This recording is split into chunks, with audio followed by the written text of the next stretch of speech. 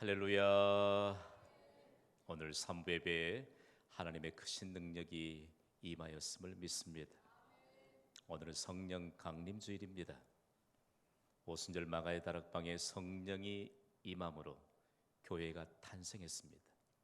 그리고 영과 진리로 예배하는 교회를 통해서 성령이 오셨음을 여전히 주님 다시 오실 때까지 증거합니다. 오늘은 이렇게 선포하면서 은혜의 문을 열겠습니다. 오직 성령이 임하시면 오직 성령의 사람으로 삽니다. 시작.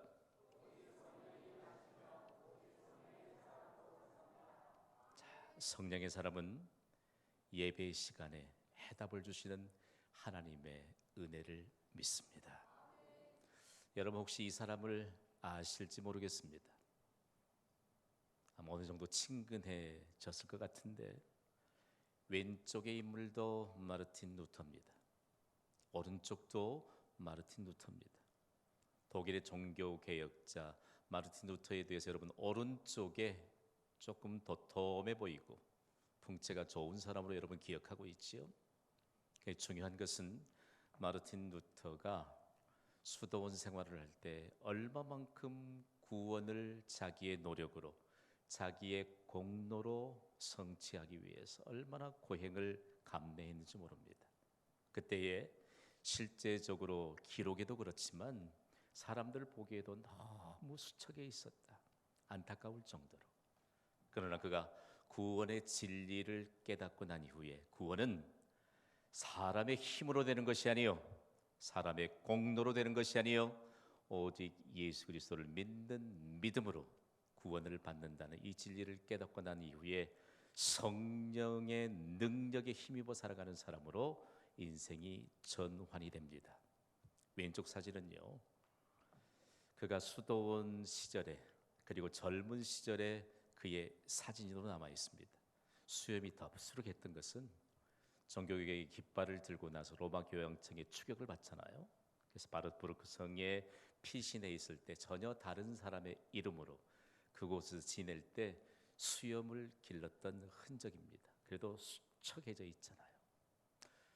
사실 엄밀히 따지자면 수척해진 루터의 사진은 결혼 전의 사진입니다. 하나님이 가정을 창설하셨습니다. 믿으시면 아멘 하세요. 그리고 교회를 창설하셨습니다. 루터를 통해서 가정과 교회의 일치를 개혁된 교회를 통해서 본래 모습을 찾게 하셨거든요.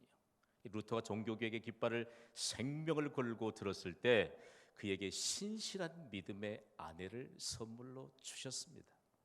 그러면서 얼마만큼 많은 기록들이 루터가 결혼하면서부터 교회의 본래 모습을 찾게 되었고 가정과 교회의 일치를 종교개혁자들이 부르짖었는지 모릅니다. 항상 늘 불안했지요. 내가 오늘 이렇게 힘들게 살아도 구원을 받을 수 있을까? 그러면서도 순간순간 죄를 고백해야 되고 죄의 용서함을 받을까 말까라고 하는 불안감 때문에 긴장감을 늦추지 못했는데 그의 아내를 만나고 난 이후에 얼마만큼 평온의 사람이 되었는지 모릅니다. 참 현장에서 이 손에 잡게 된 기록들을 읽어보았더니 재미난 대목이 참 많아요. 루터는 결혼한 이후에 그의 아내가 만들어준 음식을 너무 감사하면서 너무 많이 먹었대요. 그 결과를 보세요. 그러면서 그것이 얼마나 큰 기쁨이었는지, 그리고 성령께서 주시는 자유함을 얻었습니다. 저도 현장에서 강력하게 마음으로 감사함이 우러나오더라고요. 남성 여러분, 시시 때마다 음식으로 여러분을 공개하는 아내들에게 감사하시기 바랍니다. 즐거워하시기 바랍니다. 그리고 많이 드시기 바랍니다. 그러면서 그때 얼마만큼 이 대목을 아주 현실감이 드러나도록 기록해 놓았는지 몰라요. 그러면서 많은 사람들이 루터의 이와 같은 일대기 얼굴의 변모를 바라보면서 하나님이 주시는 성령의 능력과 자유함이 얼마만큼 귀중한가를 느끼게 된다는 사실이죠. 자, 이제 사실적으로 표현해 봅시다. 루터에게 율법의 테두리에서 고행의 고행을 계속하던 그에게 평안함은 없었습니다. 그의 뼈까지도 이 다가오는 고통을 해결할 길이 없었지만 예수 그리스도를 믿는 믿음으로 그 그동안 가졌던 모든 두려움이 다 사라지게 되었습니다. 우리도 그렇게 사라졌으면 아멘으로 화답하시기 바랍니다. 실제적으로 루터의 얼굴을 변모시켜 주신 것은 성령이십니다. 이 성령이 임하시면 현상들이 나타나거든요. 우리 루터의 일대기를 읽어보면 성령께서 루터에게 임하셔서 감동을 입혀주시면 결단코 그걸 억누르지 않았습니다. 그리고 성령이 임하셔서 감동을 입혀주실 때 절대로 성령이 루터에게 하신 말씀들을 거부하지 않았다는 말씀입니다.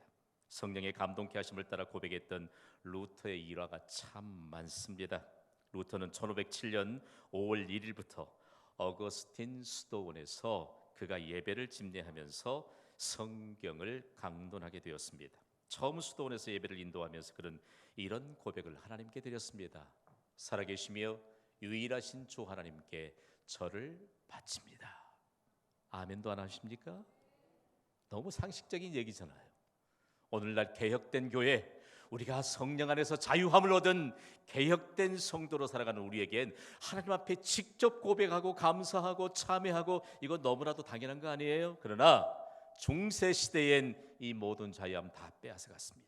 죄를 고백해도 하나님과 사람 사이에 매개체인 신부 앞에 가서 고해 성사를 하는데 익숙해져 있는 사람이에요. 그것부터 온갖 고백할 수 있는 자유함 다 뺏겨버렸던 그 시대에 자신이 예배를 집례하면서 살아계시며 유일하신 주 하나님께 저를 바칩니다. 이 고백을 하면서 그는 너무 자신에 대해서 놀랐던 느낌을 또 이렇게 담아내고 있습니다. 아니, 지금 하나님과 대화하는 이 사람은 누구란 말인가? 자신이 하나님께 고백하면서도 이 사람이 전혀 이전의 루터가 아닌 새로운 성령의 사람인 것을 발견하고 그렇게 고백했어요. 이 현장에서 얻어지는 진귀한 내용들, 그렇잖아요. 우리가 어려서부터 보았던 고향분들은 저에 대해서 잘 안다고요. 그렇잖아요. 기억하면서 만나면서 아무개가 어땠다. 종교개혁 현장에서도 보면 그 지역에 남아있는 문헌들은 사실상 이런 내용들을 얼마나 많이 뒷받침해주고 있는지 모릅니다. 자신이 자신의 믿음의 고백으로 신앙 고백을 할 수 있는 이 자유함을 통해서 얼마만큼 루터가 새로운 하나님의 역사를 펼쳐가게 되었는지 모릅니다.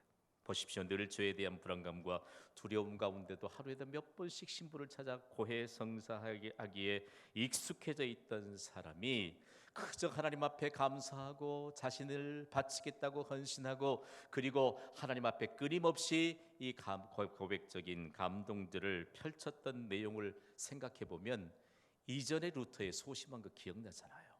어머니 몰래 호두 두 알을 몰래 먹었다가 죽도록 매질 맞았던 소심한 사람이 루터 아닙니까? 그리고 슈테토는 하임에서 벼락을 맞아서 그곳에서 아버지의 꿈을 이루기 위해 법학을 공부했던 사람, 그리고 아버지의 대리 만족을 위해 법학을 그냥 그저 힘쓰고 정진했던 그가 이제는 성령의 감동을 따라서 자신의 의지대로 수도사가 되기로 결단했던 내용들은 루터의 힘으로 된 것 아닙니다. 그러면서 구체적으로 어떻게 무시무시한 로마 교황청을 향해 생명을 걸고 그들에게 도전장을 내밀 수 있었던 것, 이 모든 것이 루터의 인생의 전환이지만 루터의 의지와 힘은 아니었습니다. 성령이 그에게 임하셔서 성령의 사람으로 살도록 전환시켜 주시는 하나님의 은혜였다는 말씀입니다. 성경은 우리에게 어떻게 루터가 이렇게 인생의 전환을 가져올 수 있을까? 어떻게 예수 믿기 전에 아주 그렇고 그런 사람들이 이렇게 인생이 전환될 수 있을까라고 하는 해답을 성경에서 찾게 합니다. 바로 오늘 예수님이 약속하신 말씀입니다. 그 축복의 현장으로 우리 함께 떠나보겠습니다. 인류의 죄값으로 집을 대시기 위해서 예수님은 십자가를 지시고 고난을 당하시고 죽으셨습니다. 죽으심으로 우리의 모든 인류의 죄값이 다 지불됐습니다. 그리고 장사되었다가 사흘 만에 죽은 자 가운데서 부활하셨습니다. 부활하신 예수님은 40일 동안 이 땅에 계시면서 자신의 부활을 스스로 증거하셨습니다. 그리고 하늘로 올라가셨습니다. 하늘로 올라가시기 전 예수님은 부활의 증인들이 된 무리들을 향해서 이런 축복의 말씀을 주셨습니다. 온 세상을 향한 말씀이었습니다. 오늘 본문 사도행전 1장 8절을 우리 힘있게 읽습니다. 시작. 오직 성령이 너희에게 임하시면 너희가 권능을 받고 예루살렘과 온 유대와 사마리아와 땅끝까지 이르러 내 증인이 되리라 하시니라. 아멘. 간략하게 예수님의 당부의 말씀인 것 같으나 실제적으로 온 세상을 향한, 온 세상보다 크신 예수님의 약속이라는 사실입니다. 우리 함께 선포하겠습니다. 오직 성령이 너희에게 임하시면. 아멘. 이미 성령이 우리에게 임하셨습니다. 매해마다 성령 강림 주일이 되면 그 성령님이 다시 이 땅에 임하시는 것이 아니고 이미 예수님의 약속을 따라 오순절에 마가의 다락방에 성령이 임하셨던 사건은 단회적인 사건입니다. 그러므로 우리가 예수 그리스도를 믿는 순간 성령께서 내 안에 들어오십니다. 우리 안에 내주하신 성령을 내 삶의 주인으로 모시는 자들이 성령의 능력을 통해서 하나님의 능력 가운데 살아가는 줄 믿으시면 아멘 하시기 바랍니다. 예수님이 이 말씀을 어디에 선포하셨을까요? 학자들은 객관적인 자료를 통해서, 역사적인 검증을 통해서 이 장소가 명확하게 어디인가를 밝혀냈습니다. 이스라엘에는 예루살렘 구도시의 동쪽에 해발 830m에 위치하고 있는 감람산, 즉 올리브 산을 그 증거로 찾았습니다. 이곳에서 예수님의 승천을 기념하는 승천교회를 세우면서 전 세계적으로 수많은 순례자들이 이곳에 와서 역사적인 검증과 그리고 실제적인 아주 구체화된 자료들을 얻고 돌아갑니다. 자, 중요해요. 예수님이 승천하시면서 우리의 부활을 보증하신 모습을 보여주실 때 성령께서 임하실 것을 약속하시면서 가셨는데, 바로 예수님의 약속을 따라서 오셨던 이 성령을 증거할 수 있는 축복의 장소. 자, 그렇다면 이곳에서 남기셨던 이 말씀과 함께 더불어서 우리에게 주신 약속은 과연 무엇일까? 먼저 생각할 것은 성령입니다. 여러분, 성령하면 여러분이 바람, 영, 생명 세 단어를 빨리 선포해 주세요. 성령. 자, 구약의 원문인 히브리어는 루아흐라고 하는 단어로, 신약의 원문인 헬라어는 프로네마라고 하는 단어로 기록하고 있습니다. 우리가 이 시간에 왜 성령을 바람으로 표현했을까? 여러분, 중요한 것은 바로 신적인 기원을 이 성령께 두고 있기 때문에 하나님으로부터 비롯된다. 하나님은 영이십니다. 우리의 눈에 보이지 않습니다. 바람은 우리의 눈에 보이지 않습니다. 그러나 강력한 바람이 부는 현상들은 뚜렷하게 드러납니다. 바람이 부는 것 사람이 통제할 수 없습니다. 눈으로 볼 수 없습니다. 그러나 거룩한 영이신 성령께서는 우리의 모든 것을 통제하시는 능력자이십니다. 그러므로 성경이 우리에게 이 성령을 바람, 영, 생명으로 이렇게 표현하고 있는 것은 바람의 기원이 바로 하나님이라는 사실들을 밝히는데, 시편 기자는 시편 135편 7절에 이렇게 증거하고 있습니다. 우리 한 목소리로 읽습니다. 시작. 안개를 땅 끝에서 일으키시며 비를 위하여 번개를 만드시며 바람을 그 곳간에서 내시는도다. 아멘. 믿으시면 아멘 하세요. 자, 중요해요.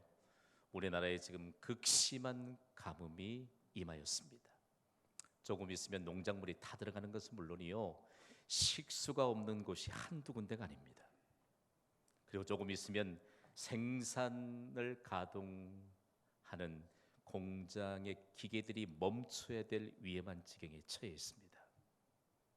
그런데 갈수록 암담한 소식만 들려옵니다. 비 소식이 없습니다. 여러분, 그렇다면 해답은 없는 것일까요? 유일한 해답은 온 천지 만물을 만드시고 주관하시고 바람과 안개와 번개를 통합적으로 다스리시는 하나님이 유일한 해답인 줄 믿으시면 아멘 하시기 바랍니다. 이때에 우리는 나라를 위기에서 구국 기도를 하나님께 드려야 할 때입니다. 나라 걱정, 단잠 속에서 나라 걱정하는 건 그건 결단코 어울리지 않습니다. 오늘 우리가 이 시대를 살아가면서 단 하루를 살아간다 할지라도 전능자이신 하나님, 바람이신 성령의 영이 바로 하나님께 기원을 두고 있을 것인데, 하나님이 안개를 땅끝에서 일으키시며 비를 위하여 번개를 만드시며 바람을 그 곳간에서 내시는 전능자이신 하나님을 아무도 부인할 수 없습니다. 하나님이 유일한 해답이심을 믿습니다. 예레미야 10장 13절은 예레미야 선지자가 얼마만큼 민족의 구원과 온 세상과 열방을 향해 구원의 메시지를 전하지 않으면 가슴이 답답하여 견딜 수 없다라고 고백했던 예레미야에게 하나님이 주신 감동이에요. 예레미야 10장 13절을 우리 함께 읽습니다. 시작. 그가 목소리를 내신즉 하늘에 많은 물이 생기나니 그는 땅 끝에서 구름이 오르게 하시며 비를 위하여 번개치게 하시며 그 곳간에서 바람을 내시거늘. 아멘. 아멘. 여러분, 하나님은 강력한 영향력으로 우리에게 임하십니다. 하나님의 영이신 성령이 임하면 여러분, 우리가 생각지도 못할 폭발적인 하나님의 역사가 펼쳐집니다. 우리는 개혁된 교회를 섬기고 있습니다.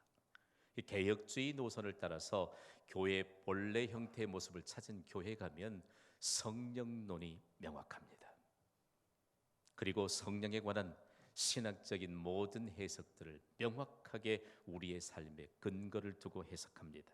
성령은요, 성령께 붙여진 별칭이 있습니다. 성령은 우리 삶에 개입하시는 하나님이십니다. 믿으시면 아멘 하세요. 그리고 성령은 우리의 삶에 개입하셔서 활동하시는 하나님이십니다. 중요한 것은 우리에게 선물로 주신 믿음을 사용하느냐 사용하지 않느냐의 문제입니다. 그러면서 우리에게 성령은 좋은 것을 주시며 그리고 좋은 것을 주시도록 우리에게 구체적인 약속을 예수님으로부터 받게 하셨습니다. 성령께서 오신 목적을 예수님이 말씀하셨어요. 오늘 본문 사도행전 1장 8절을 다시 읽습니다. 시작. 오직 성령이 너희에게 임하시면 너희가 권능을 받고 예루살렘과 온 유대와 사마리아와 땅끝까지 이르러 내 증인이 되리라 하시니라. 아멘. 성령이 임하시면 권능을 받습니다. 좀 어려운 말일까요? 권능이라고 하는 이 성령이 오시면 받는 권능을 어떻게 이해해야 할까요? 성령의 능력에 대해서 영어 성경 NIV 버전과 그리고 여타의 버전들은 파워라고 하는 아주 단순한 단어 하나를 그곳에 번역해서 기록해 놓았습니다. 우리가 영어를 배울 때 전기에 대해서 일렉트릭시티라고 하는 단어를 빈번하게 배웠습니다. 실제적으로요, 영어권에 가면 이 단어 별로 안 써요. 파워라고 하는 강력한 힘을 던져주는 한 단어를 사용합니다. 여러분, 가전제품을 새로 샀다면 반드시 전기제품이기 때문에 플러그를 꼽아야 되잖아요. 우리는 틀림없이 콘센트가 어디 있냐고 찾을 거예요. 미국에 가서요, 콘센트가 어디 있냐 몰라요. 파워포인트가 어디 있느냐. 자, 성령으로부터 온 단어가 파워예요. 자, 이미 공급된 전기 에너지를 우리에게 유용한 에너지로 바꿀 수 있다면 모두 유용한 에너지로 사용할 수 있습니다. 지금 화나잖아요, 실내가. 이미 공급된 전기 에너지를 빛 에너지로 바꿔주기만 하면 돼요. 스위치만 켜면 돼요. 집에 밥솥이 있지만 이미 공급된 전기 에너지를 열 에너지로 바꿔주기만 하면 맛있는 밥이 돼요.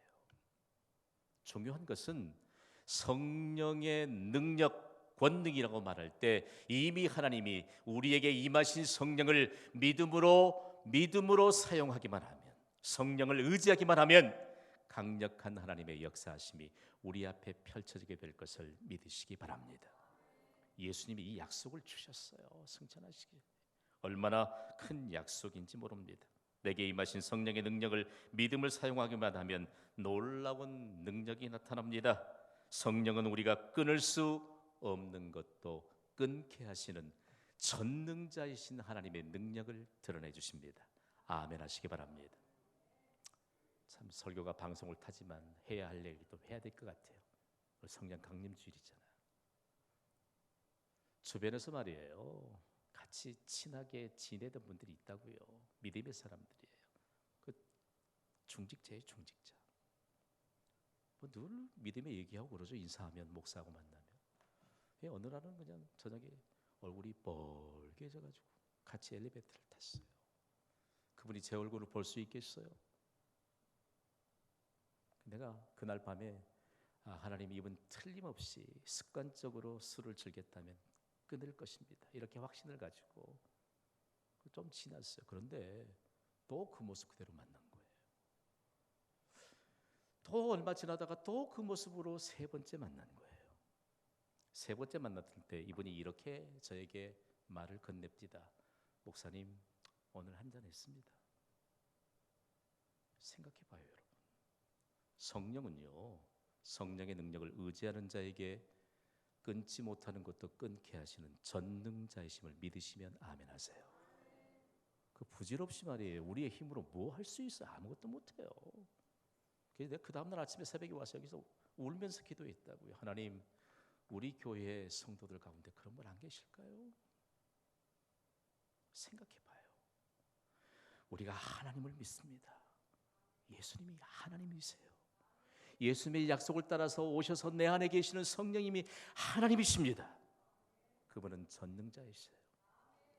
그분이 우리에게 임하셔서 우리의 믿음을 통해 못 고칠 질병이 없으심을 보여주셨습니다.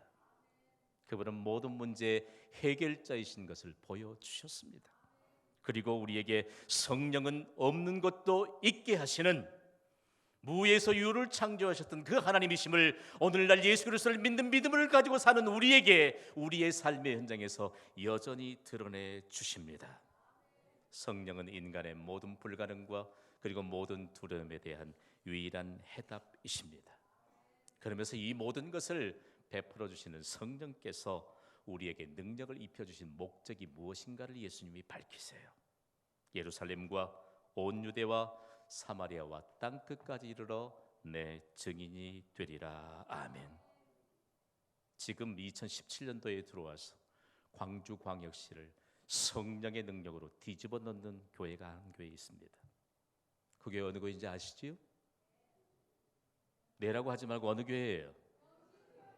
경신교회예요. 지난주일에도 뒤집어졌어요. 어제도 여기 뒤집어졌어요. 여러분, 복음의 증인이 된다, 전도한다는 것은요, 다른 거 아니에요. 내 삶을 보여주면 복음의 증인이 됩니다. 예배당을 가득 메우고 의자가 없어서 계속해서 의자 올리면서 그 집회에 참여하지 못한 분들 계시더라고요. 얼마나 감사한지 몰라요. 그분에게 초대장을 내밀었을 때 여러분, 나의 복음적인 삶, 예수 그리스도를 믿는 신앙의 삶이 없다면 그분이 우리 초대받겠어요? 안 받습니다.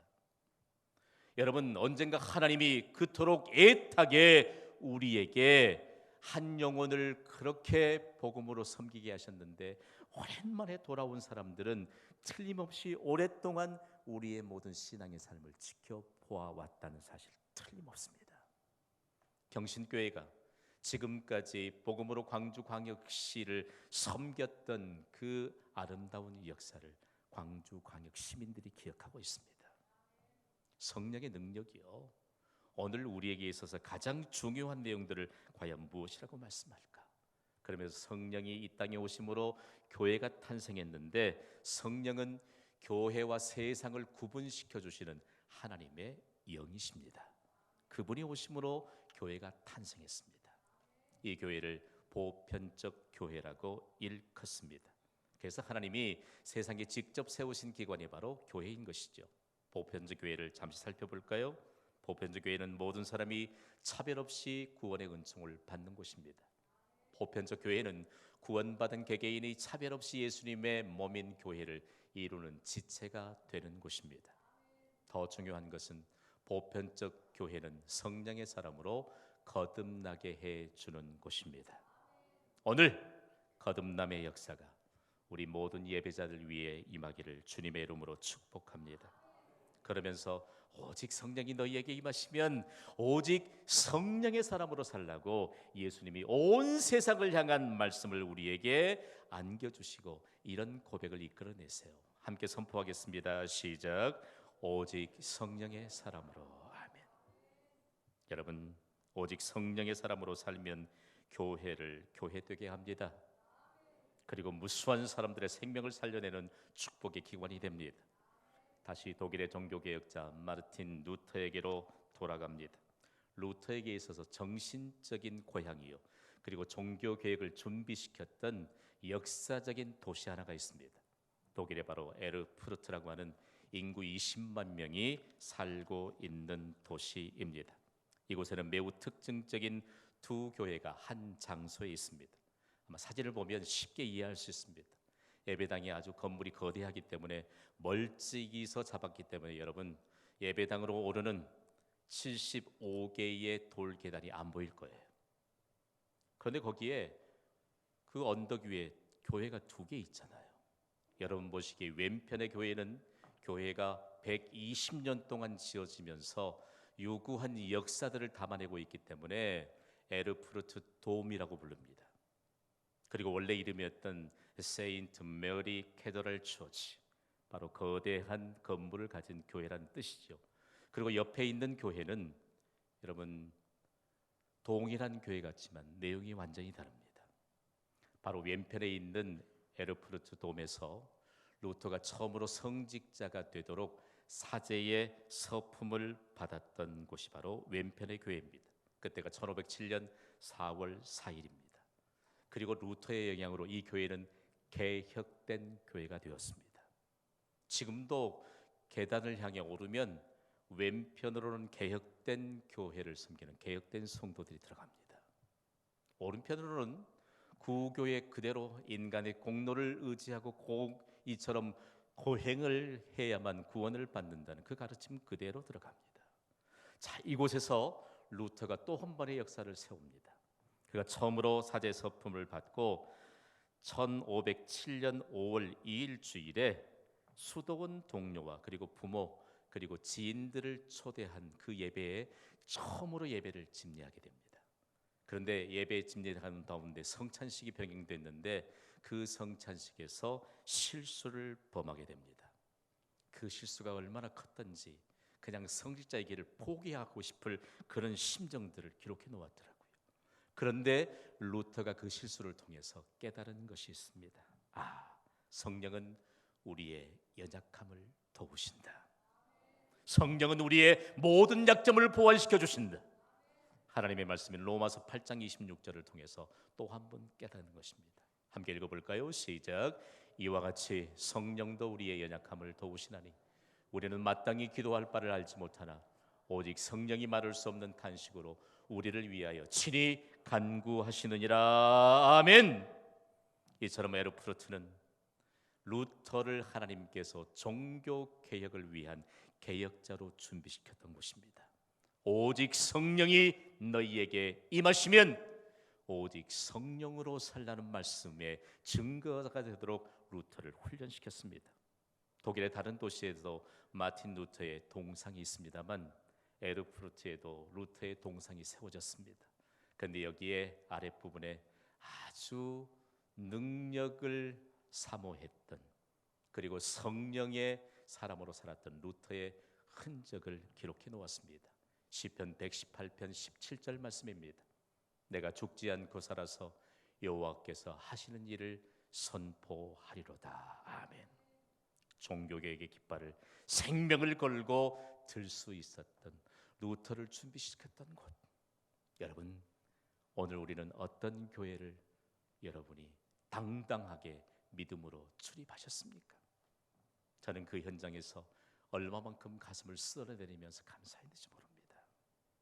우리가 알 수 없는 것, 우리가 할 수 없는 것, 그리고 우리가 두려워하는 것, 그 모든 것 오직 내게 성령이 임하였으니 성령의 사람으로 살면 그 일들을 성령께서 이루시면서 하나님의 전능하심을 드러내게 될 줄 믿습니다.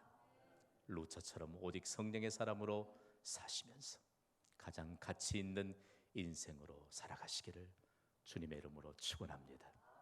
305장 찬송하면서 오늘 받은 말씀을 마음에 새기십시오. 오직 내게 성령이 임하였으니 성령의 사람으로 살겠습니다. 이 찬송을 하나님께 드리면서 성찬받기에 합당한 믿음을 주시옵소서. 305장 찬송하겠습니다.